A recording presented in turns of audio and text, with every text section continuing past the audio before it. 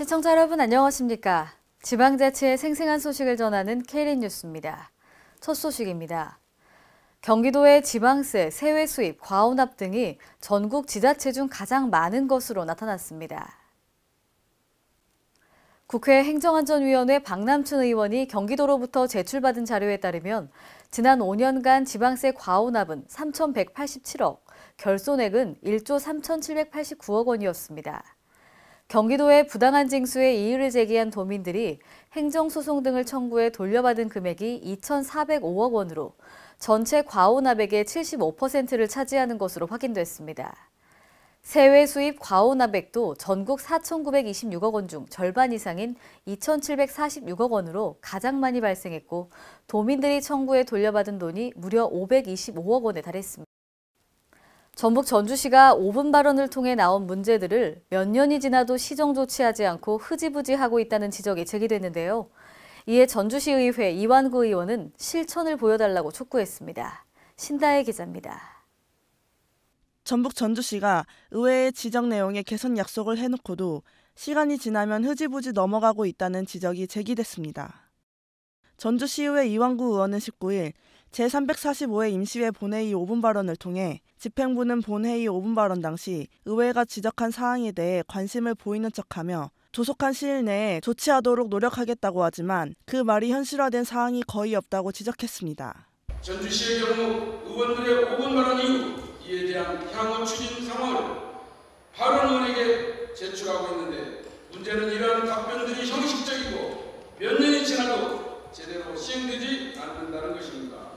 특히 이 의원은 지난 3년 동안 5분 발언을 통해 지하보도 주민문화 공간 활용 방안 마련, 타이어 판매점들의 안전기준 마련, 한옥마을 전동휠 단속 등 집행부에 촉구했던 사항들을 나열하며 어느 것 하나 바뀌거나 개선된 사항이 없다고 비판했습니다. 발언 후 3년이 다 되어가는 지금 전주시 지하보도의 모습은 어떻습니까? 개선된 사항이 있습니까? 현재 문화공간으로 활용되는 지하보도가 어딘지 시장께 묻고 싶습니다.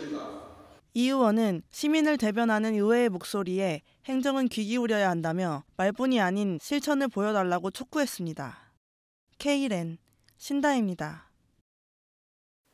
대구와 광주를 연결하는 고속화 철도 사업인 달빛 내륙철도 건설 사업의 조기 건설을 위해 영남과 호남 지방자치단체들이 머리를 맞댔습니다.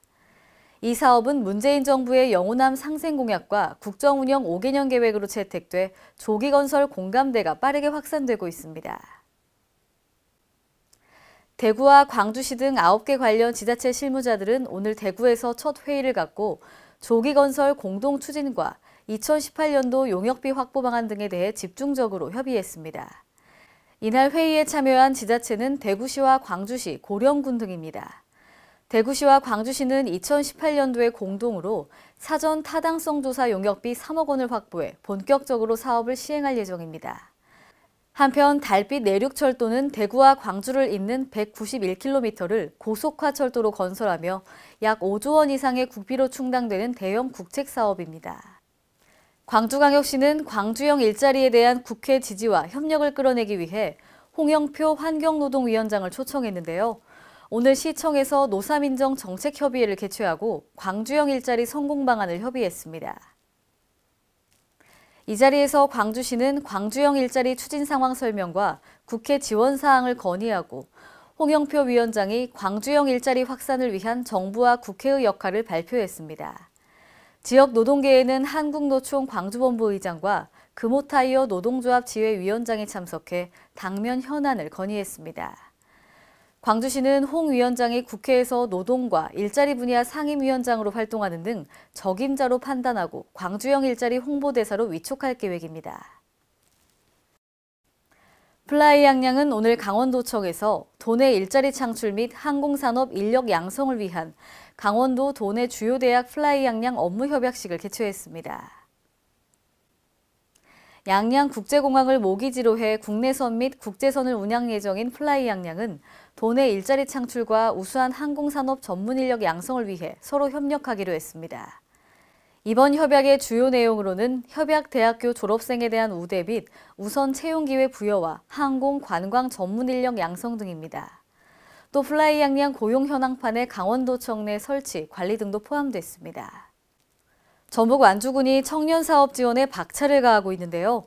이와 관련해 지난 18일 이서면 패스트 스타트 센터에서 CS 비즈 포럼 발대식을 가졌습니다. 박성훈 기자입니다. 전북 완주군이 시행한 청년 창업 지원 사업으로 창업에 성공한 청년들이 있어 눈길을 끌고 있습니다. 전스 비주얼랩 대표 전별 씨는 완주 크리에이티브 스타트 청년 창업 지역 맞춤형 일자리 창출 사업 과정을 통해 창업에 대한 교육과 자금 지원을 받아 창업에 성공했습니다. 전 씨는 올해 6월 영상 제작 아이템으로 창업 후 완주군 문화이장, 디지털 영정, 인생사 기록 제작 등 활발한 활동을 하고 있습니다. 전 씨는 두 번의 창업 프로그램에서 떨어졌지만 완주 CS 사업에 채택이 돼 교육과 지원을 받아 창업을 할 수 있게 되었다고 말했습니다.